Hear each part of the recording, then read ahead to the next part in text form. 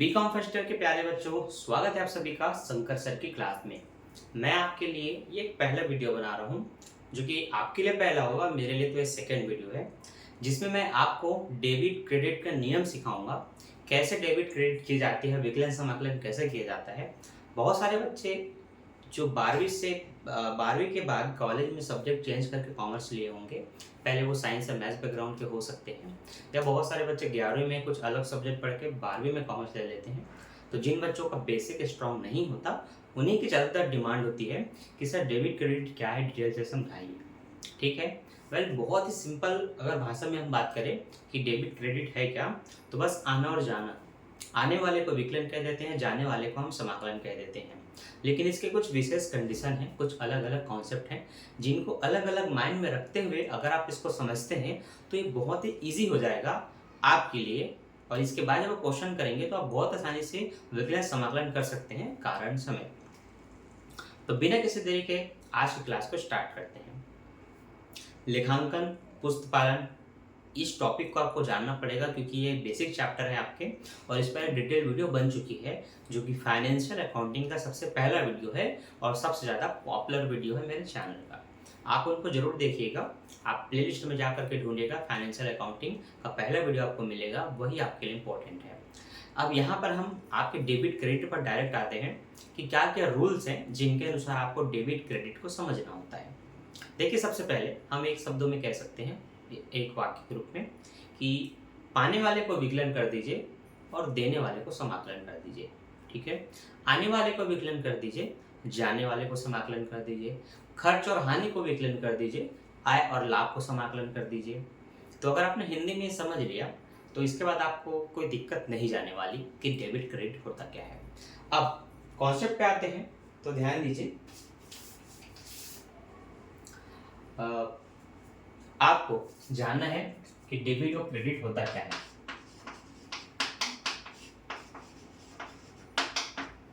जिसको आप विकलन और समाकलन भी कहते हैं। ठीक। तो जैसे कि मैंने कहा, खर्च और हानि को विकलन कर दीजिए। तो अब आपको ऐसे क्या क्या प्रश्न मिलेंगे जिसमें आपको पता चलेगा कि ये खर्च और हानि है, तो इनको फिर विकलन करना है।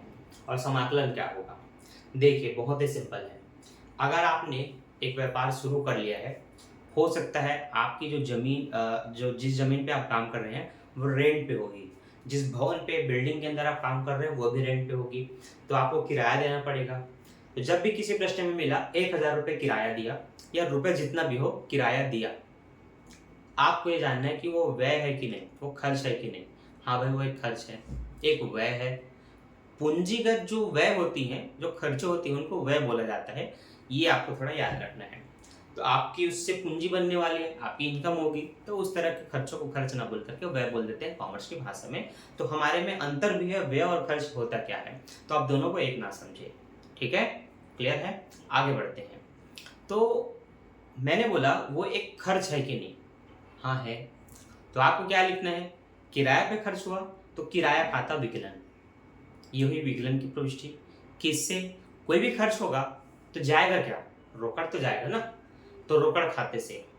आपको बोला गया वेतन दिया, तो वेतन खाता विकलन, रोकड़ खाते से। आपको बोला गया कमीशन दिया, तो आप बोलो कमीशन खाता विकलन, रोकड़ खाता से।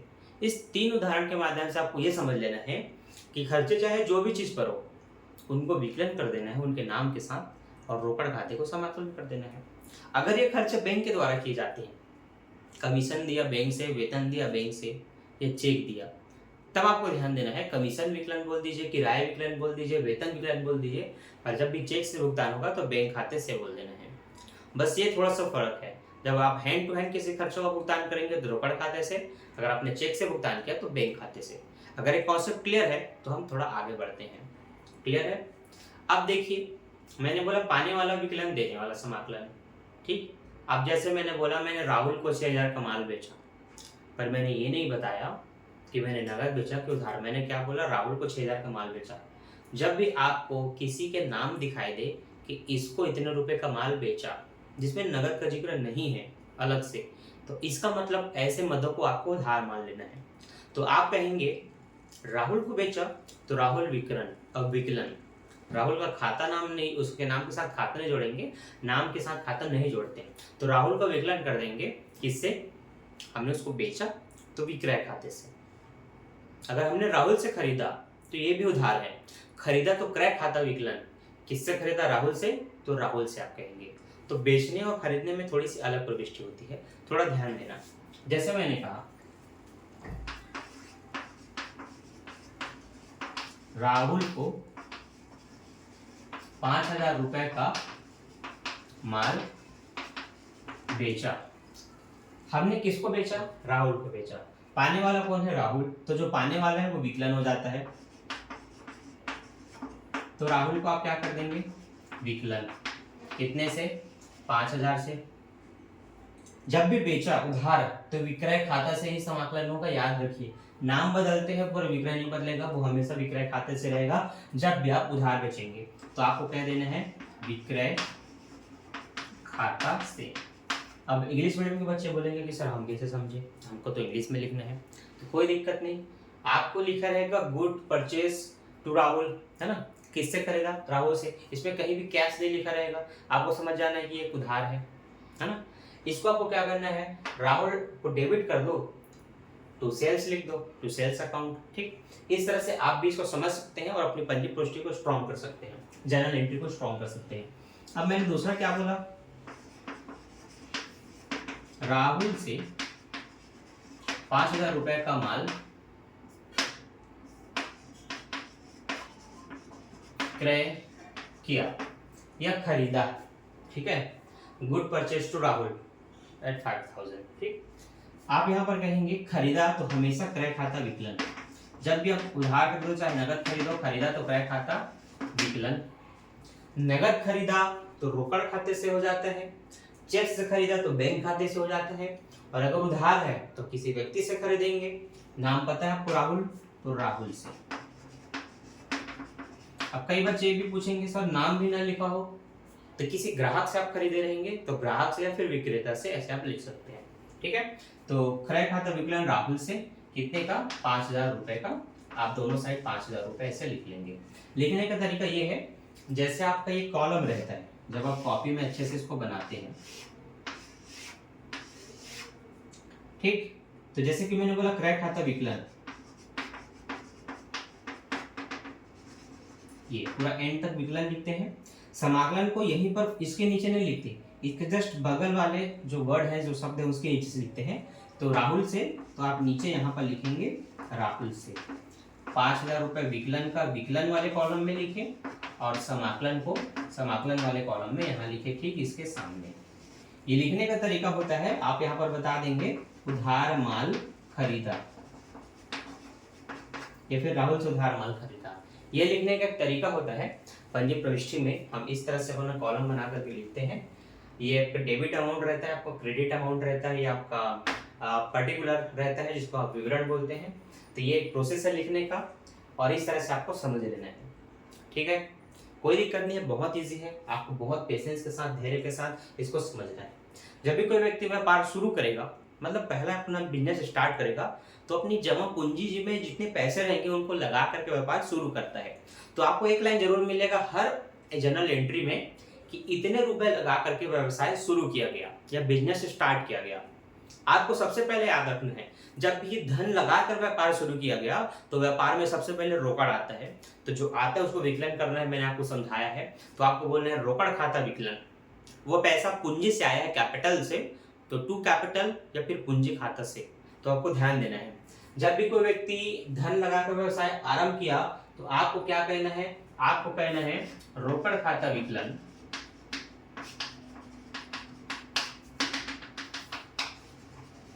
किससे, पूंजी खाता से।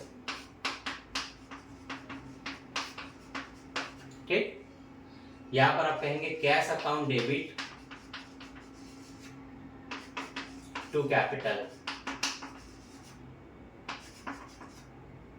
ठीक, जितना रुपए उतना रुपए लिख देंगे। तो चाहे हिंदी मीडियम के बच्चे हो चाहे इंग्लिश मीडियम के बच्चे हो, दोनों प्रकार के बच्चे सीख सकते हैं, समझ सकते हैं, बहुत ईजी है, बहुत ईजी है। आपके बुक में ना एग्जाम्पल में पूरे इंग्लिश में बने होंगे, तो चाहे हिंदी मीडियम का बुक हो चाहे इंग्लिश मीडियम का बुक हो, हिंदी में जनरल एंट्री नहीं होता है, वो इंग्लिश में ही दिया जाता है कॉलेज की बुक में। बाकी आप 11वीं 12वीं में देखेंगे तो हो सकता है हिंदी में आपको मिल जाए। ठीक आगे बढ़ते हैं। ये कुछ कॉन्सेप्ट आपको समझ में आया। बेस यही है कि जो बेसिक चीज होती है वो खर्चे को ध्यान में रखना होता है, क्योंकि हर एक एंट्री में आपको खर्चे जरूर मिलेंगे, खर्चों को हमेशा विकलन कर देना है। किसी भी प्रकार का नुकसान मिलेगा, नुकसान कैसे होता है देखिए मैं बताता हूँ। लिखा रहेगा 7,000 रुपए का माल आग में जल गया। ठीक, जब आपको पता चले कुछ रुपए का जो माल था या वस्तु थी वो जल गई, तो जलने से नुकसान हुआ कि नहीं? हाँ हुआ। तो मैंने क्या बताया था सर? आपने बताया था कि नुकसान को या हानि को विकलन करेंगे। तो यहाँ पर आपको इन खर्चों को, नुकसान को विकलन करना है। तो आपको ये देखना है कि नुकसान किससे हुआ है? आग में जलने से। तो आपको लिखना है आग से हानि खाता विकलन।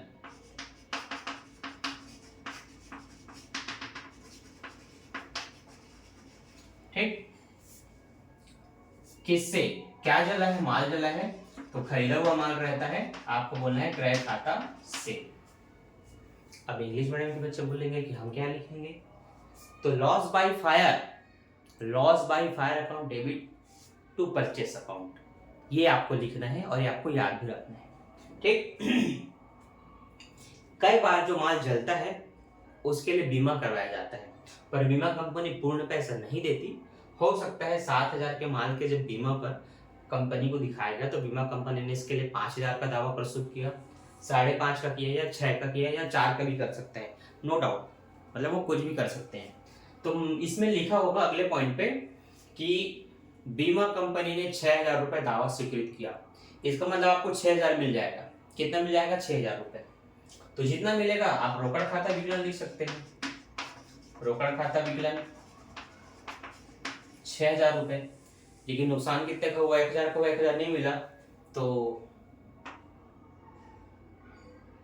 किससे लिखेंगे? आग से हानि लिख दीजिए, इसलिए हानि खाता से लिख दीजिए। हानि खाता विकलन 1,000 रुपए। आपको पैसा कैसे मिला? बीमा कंपनी से, तो बीमा दावा खाता से टोटल 7,000 रुपए, ऐसे आप लिख सकते हैं। ठीक, तो ये जैसे जैसे आप क्वेश्चन में आगे बढ़ेंगे आपको इस टाइप से भी टॉपिक मिलेंगे। इसमें चोरी हो गया भी मिलेगा, 6,000 का माल चोरी हो गया। जब माल चोरी हो जाएगा तो आपको क्या बोलना है? आग से हानि की जगह लिख देना है चोरी से हानि खाता विकलन।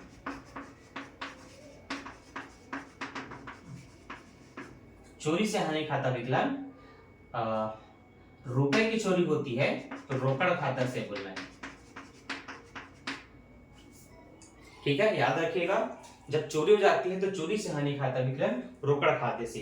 देखिए ये सब आपको बुक में कौन से एग्जाम्पल में मिलेगा मैं ये भी बता देता हूँ, ताकि आपको ढूंढने में दिक्कत ना हो और ये सब चीजें आप बारीकी से अच्छे से सीख पाए।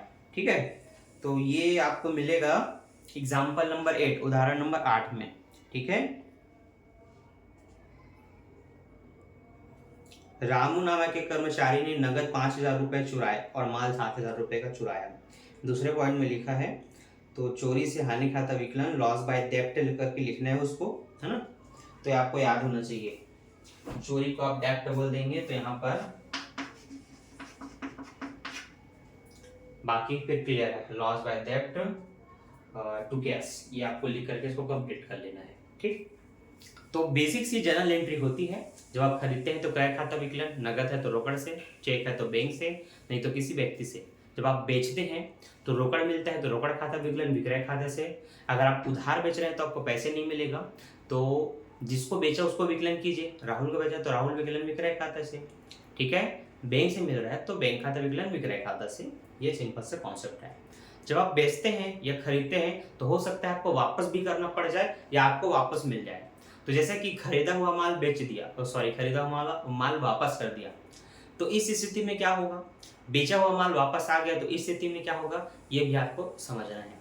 ठीक है, बेचा हुआ माल वापस आता है तो विक्रय वापसी खाता विकलन जिसने वापस किया है उससे, राम ने किया है तो राम से, इसके ठीक उल्टा क्रय वापसी हो जाता है। ठीक है, क्रय वापसी में हम किसी व्यक्ति को वापस भेज देते हैं। जैसे कि मैंने राहुल से खरीदा था, राहुल को माल वापस कर दिया, तो राहुल का विकलन हो जाएगा क्योंकि उसके पास जा रहा है, पाने वाला वो है, तो राहुल विकलन क्रय वापसी खाते से। इस तरह से आपको Rahul account debit to purchase return कर देना है और sales return account debit to जो पर्सन है जिसे आपने खरीदा वो आपको कर देना है, जो सेलर है उससे। तो इस तरह से आप अपने इंग्लिश मीडियम के हिसाब से भी सीख सकते हैं, समझ सकते हैं। ये बहुत बेसिक कॉन्सेप्ट होता है और इस पर डिटेल वीडियो पहले भी बन चुका है, जो कि वही पहला वीडियो जिसमें मैंने डिटेल से हर एक टॉपिक को अलग अलग करके बताया था। पर इतनी भी बेसिक अगर आप जान गए ना तो आपसे जनरल एंट्री आराम से हो जाएगी। ठीक है, देखिए पूंजी पर कंपनी ब्याज दे देती है उन साझेदारों को जिन्होंने व्यापार को शुरू किया है। तो ऐसी स्थिति में पूंजी पर ब्याज खाता विकलन कर देते हैं पूंजी खाते से। ब्याज मिलता है पूंजी के कारण मिलता है, तो पूंजी से मिला है ब्याज, इसलिए पूंजी पर ब्याज खाता विकलन पूंजी खाते से। लेकिन साझेदार समय समय पर आहरण भी कर लेते हैं। जब उनको जरूरत होती है निजी उपयोग के लिए तो वो फर्म से पैसा निकाल लेते हैं, और फर्म कभी नहीं चाहती कि जितना पैसा लगाया गया उनको अपने निजी उपयोग के लिए निकाला जाए, तो दंड के रूप में ना उनसे ब्याज वसूलती है। मतलब अगर मैंने 5,000 निकाला और उसमें प्रावधान है कि 10% ब्याज देना पड़ेगा मासिक, तो मुझे जब मैं लौटाऊंगा 1 महीने बाद पैसा, तो मैं सिर्फ 5,000 नहीं लौटाऊंगा, 10% ब्याज मतलब 500 रुपये उसमें एक्स्ट्रा दूंगा, तो मेरे लिए तो नुकसान है ना। तो मैं चाहूंगा कि मैं उससे पैसा ही ना निकालूं। तो इस स्थिति में याद रखना, जब भी आहरण पर ब्याज लगा ऐसा स्पष्ट लिखा हो तो ये पूंजी पर ब्याज की जो प्रविष्टि मैंने बताया था ठीक उसके उल्टा होता है। आपको इस देखिए मैंने पूंजी पर ब्याज में क्या बोला, पूंजी पर ब्याज खाते विकलन पूंजी खाते से, लेकिन ठीक इसका उल्टा, इस पे आहरण खाते विकलन कर दीजिए आहरण पर ब्याज खाते से। तो ये दोनों चीजों को एक दूसरे को जो उल्टे हैं उनको याद रखना है, आपको भूलना नहीं है। और इतना कॉन्सेप्ट अगर आप समझ गए तो इसके बाद कोई खास डिफिकल्ट नहीं मिलेगा पंजी प्रोष्ठी जिसमें आपको दिक्कत जाए। ठीक है, एक और उदाहरण मैं आपको बता देता हूँ जिनको आपको देख लेना है। उदाहरण नंबर 9, इसमें कुछ आपको अदद पूर्वदत्त जैसी चीजें मिलती हैं। अदद का मतलब होता है देना बाकी, जैसे कि लिपिक को दे वेतन कितने रुपए, 12,400 रुपए इसमें बताया है। किसी को वेतन देना होता है, एक प्रकार का खर्च है, तो मैंने बताया था खर्चों को विकलन करना है। तो वेतन देना बाकी है तो वेतन खाता विकलन कर दीजिए। दे दिया है तो रोकड़ से, बैंक से, चेक से दिया हो तो बैंक से, और अगर देना बाकी है तो अदद वेतन से। जो चीज देना बाकी है उसके सामने अदद लगाकर उसकी प्रविष्टि करते हैं, और अदद को इंग्लिश में आउटस्टैंडिंग बोलते हैं। तो salary account debit to outstanding salary. Rent नहीं दिया है, देना बाकी है, अदद है, आउटस्टैंडिंग है, तो rent account debit to outstanding rent account. इस तरह से आप उसकी प्रविष्टि करेंगे, बाकी कोई दिक्कत नहीं है। आप जितने ज़्यादा हमारे वीडियोस देखेंगे आप बारीकी से इनको सीखेंगे। इनके प्रैक्टिकल क्वेश्चन मैंने सॉल्व करके वीडियो अपलोड कर दिया है। बाकी कोई भी डाउट रहा तो आप कमेंट कर सकते हैं या इंस्टा में मुझे फॉलो कर सकते हैं, शंकर दास 2017 मेरी आईडी है। यहाँ पर जो बच्चे प्रॉपर किसी टॉपिक पर डाउट रहते हैं वो मुझे स्क्रीनशॉट करके अपने क्वेश्चन पेपर भेजते हैं या क्वेश्चन भेजते हैं, मैं उनको सोल्यूशन बता देता हूँ या वीडियो सजेस्ट कर देता हूँ, उसमें से देख करके बच्चे अपना डाउट क्लियर कर लेते हैं। ठीक है, बाकी हमारे साथ जुड़े रहिए एंड तक, जब तक आपका एग्जाम ना हो जाए। आपके लिए इंपॉर्टेंट वीडियो मैं बनाता हूँ, और मैं आपको बताना चाहूँगा कि मेरे चैनल से पूरे बिलासपुर ही नहीं, छत्तीसगढ़ ही नहीं, इससे बाहर इंडिया तो इंडिया और इंडिया के बाहर भी बच्चे देख रहे हैं और अकाउंट सीख रहे हैं, और अलग अलग जगह से मुझसे कमेंट में बात करते हैं, अपने सेंटर के एग्जाम सेंटर के क्वेश्चन पेपर भेजते हैं, और उनके हिसाब से मैं उनको क्वेश्चन प्रोवाइड करता हूं। और ये जो सारे वीडियो मैं बनाता हूं ऑल ओवर सबको ध्यान में रख करके बनाता हूं। तो अगर आपका सिलेबस यही है, चैप्टर भी वही है, तो जितने मैंने IMP बताया है वही सब एग्जाम में आता है, उससे अलग कुछ नहीं आता। तो बाकी इंपॉर्टेंट क्वेश्चन आपको मिलते रहेंगे टाइम टू टाइम। उसके लिए आपको नोटिफिकेशन को ऑल पे सेट रखना पड़ेगा सब्सक्राइब बटन दबाने के बाद। तो वीडियो को लाइक करके दोस्तों में शेयर करें। मिलता हूँ नेक्स्ट वीडियो में। अभी के लिए बाय, थैंक्स फॉर वॉचिंग।